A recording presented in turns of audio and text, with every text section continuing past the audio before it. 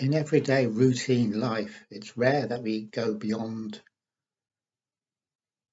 the idea that we have of ourselves. It's particularly hard to go beyond the idea that we have of ourselves when we're stuck in a routine, because the idea that we have of ourselves is that routine, is very much part of that routine. We could think about this in terms of a kind of a membrane, a soft membrane that we're stuck behind.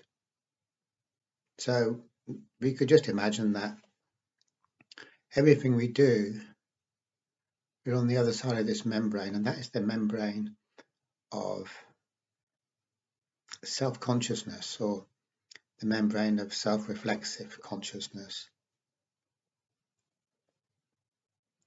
And what that means is basically that we always have this idea, a consistent idea of who we are, that's running like a thread, so we don't lose sight of this idea of who we are. We wouldn't normally be aware of the membrane, and we wouldn't normally be aware that we never go beyond it for this reason. But there are times when it becomes a lot easier to see it, or to feel its effect. If, for example, you happen to be suffering from anxiety and you haven't left the house for weeks and weeks and weeks, then there is a really tangible perception that we're within a membrane of ourselves, and that if we are to feel it better and not so stagnant, not so caught up, we have to get through this membrane. And we're also aware that we don't want to. It's hard to go out of that front door, and to go beyond ourselves it's a fearful thing. That's the whole point of anxiety, is that we're afraid to go beyond the membrane of ourselves. But in situations like this, we can actually feel the suffering of it, which is the suffering of being caught up in your own head, which of course we all know. And we can think of this as a kind of a soft membrane. So if I reach my hand out and try and touch something, the membrane moves with me, and I can touch things through the membrane, but I can't actually touch the things themselves. I'm always on the wrong side of the membrane. And as I was saying earlier, that the membrane means that we don't forget ourselves. We never forget ourselves. We're always acting as the idea we have of ourselves. So we're always reflecting everything back, or relating everything back to the idea that we have of ourselves. So this is a prison. It's a claustrophobic situation. Now, in normal life, we don't feel that claustrophobic because we've got enough entertainment going on. We don't really see it. But it is there all the same, unless something happens to cause us to completely forget about ourselves, or to shock us into forgetting about ourselves. And at that point, we could say that we've somehow gone beyond this membrane that keeps us in the whole time. The membrane of who we think we are. And it doesn't take too much imagination to work out that if we're always on the wrong side of this membrane, that is, keeping us from life, keeping us bottled up, keeping us insulated from life, there's very great suffering in it. Although not necessarily acute suffering that we can feel like as if someone sticks us with a pin, but great suffering nonetheless. It's cumulative. And the reason there's great suffering is because we're not getting to live our lives. Because as long as we're on the wrong side of the membrane, we can't live our lives. We can't. It's never actually real. It isn't real. And we know that. It's kind of like a play acting, that some sort of play acting that I do for my own benefit, and there's no sense of reality, there's no sense of realness in it. Now, what we could say is that this situation of being trapped in our own heads, so no matter what we do, it's always the idea that we have of ourselves doing it, is a lack of mental health. We could say that about it, because it's a disconnection between ourselves and the world, and a disconnection between ourselves and reality or other people. So that makes it easy to say that this must be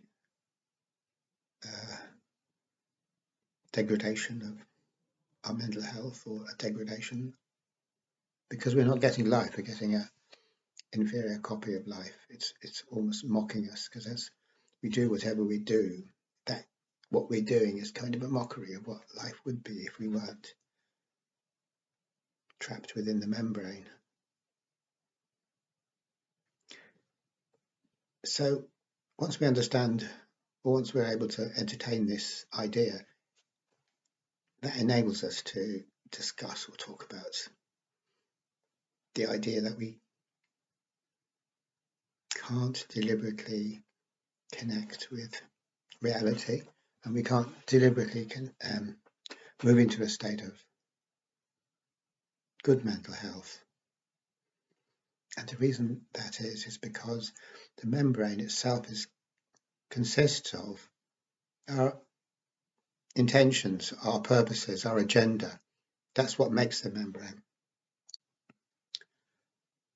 So that anything I do on purpose merely extends the membrane, or is the membrane. So there's no way to jump over this membrane or burst through it deliberately. It has to happen outside of my deliberations, outside of my will.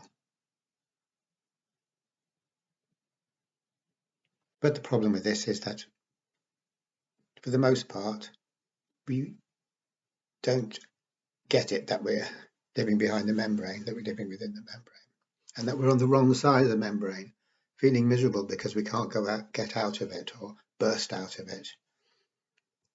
It's like bursting out of our cocoon. But at the same time, not really seeing what it is that's going on, but feeling the misery of it nonetheless, either low-grade misery that we can tolerate well, or more intense misery that we can't tolerate so well, or at all. Now, as long as we're on the inside of the membrane, we're talking about mental health, or we're talking about whatever equivalent thing we might want to talk about in relation to our well-being, or our happiness, or our sense of enjoyment about life, or fulfillment, or whatever it is, we're always going to be talking about the mental health of the idea that I have of myself, because we can't conceive of anything else. That's the only possible type of mental health we could be talking about, the mental health of the self-image. And yet, because we've just defined mental health as when we're able to transcend that idea we have of ourselves and become real rather than just an idea,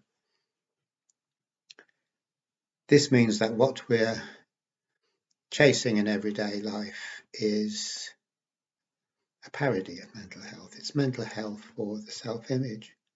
It's mental health for the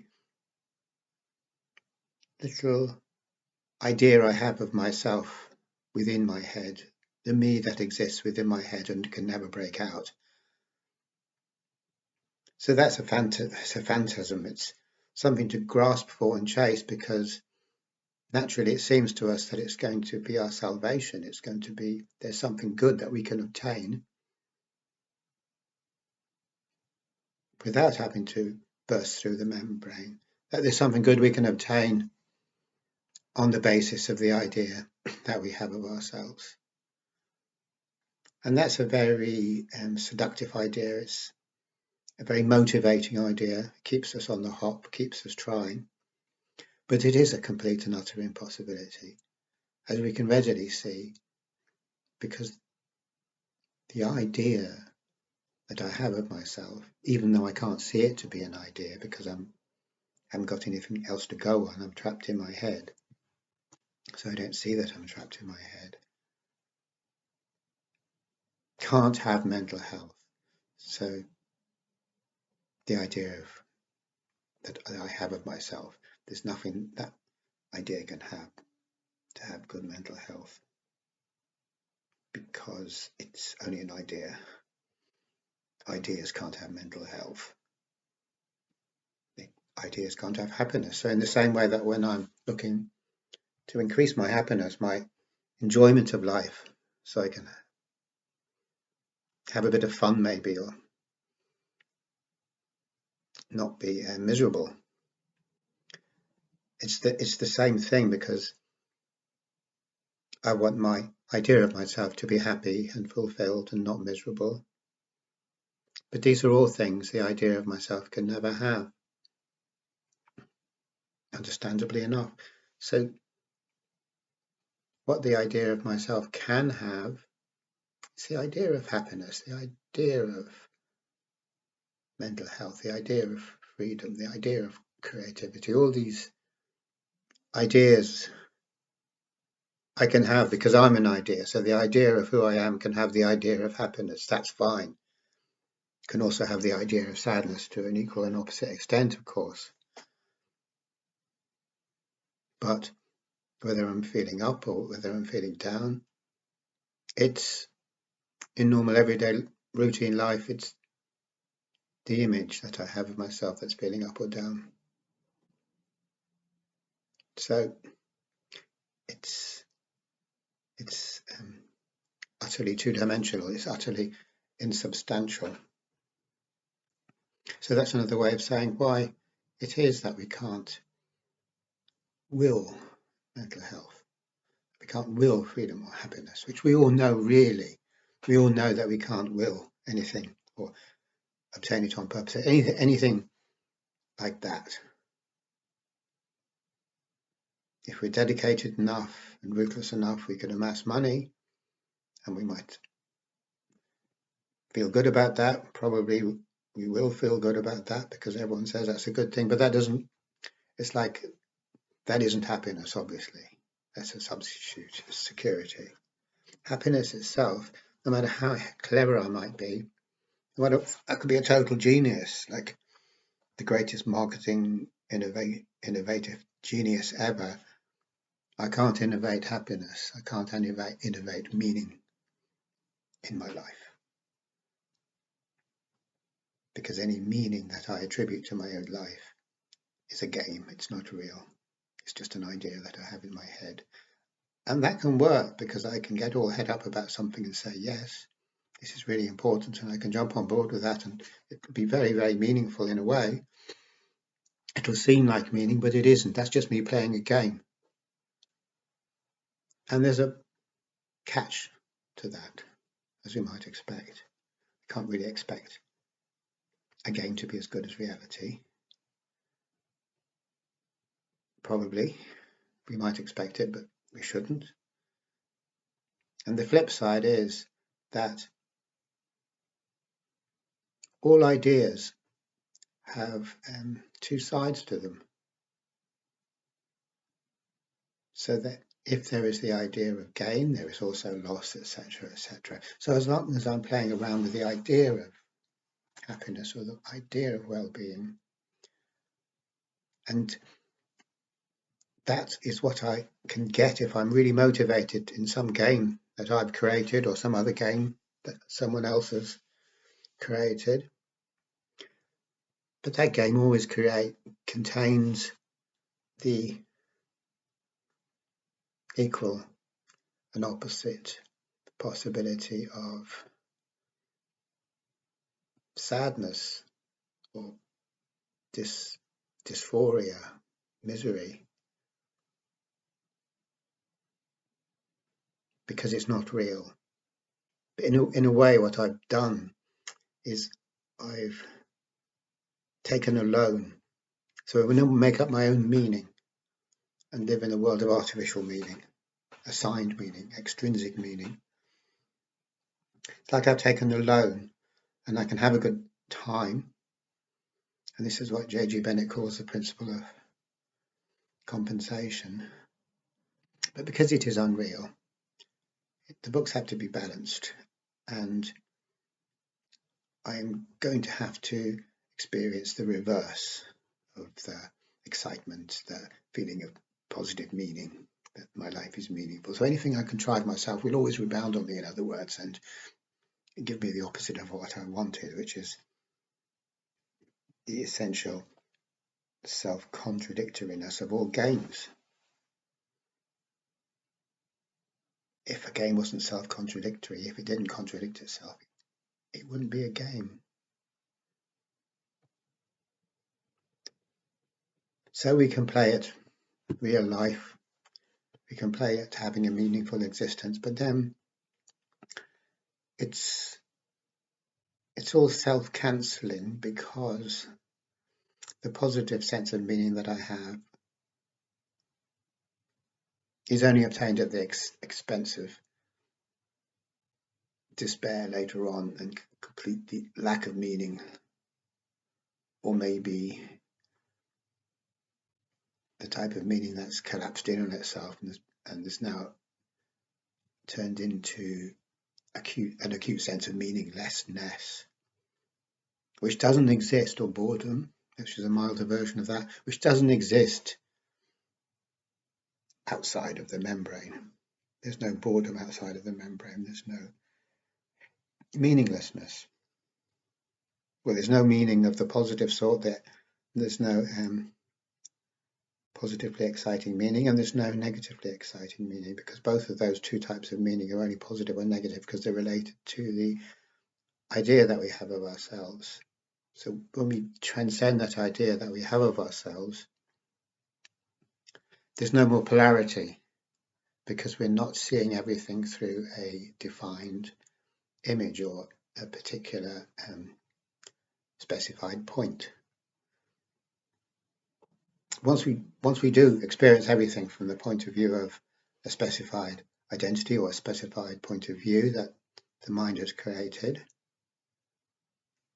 then because it is specified, it involves polarity, because the only thing we can specify anything is by using polarity. In other words, we can only specify something by acting within a framework, with positive integers one way and negative the other way.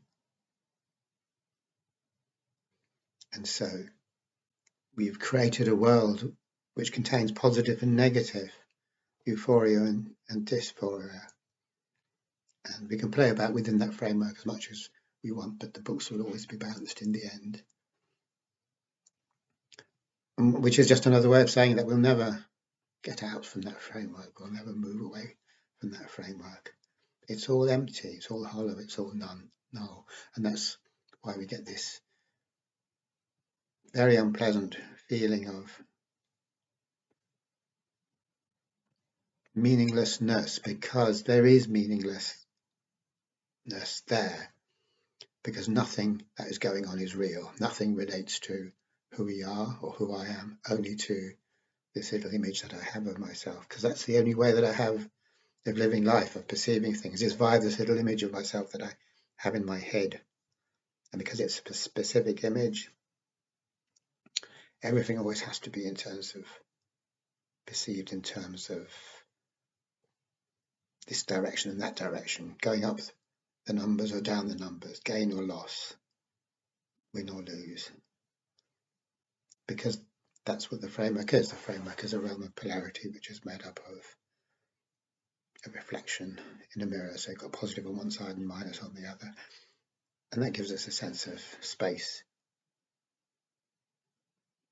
We have a perception of spaciousness when we're operating in the framework on one level, but what seeps through all the same is this underlying insight or intuition or sense that there is no meaning to the whole damn thing. So that's what we're fighting against, this kind of meaninglessness, which comes from our situation of having to do everything through the image of ourselves that we have in our head, which has nothing to do with us. It's only to do with the image that we have in our head.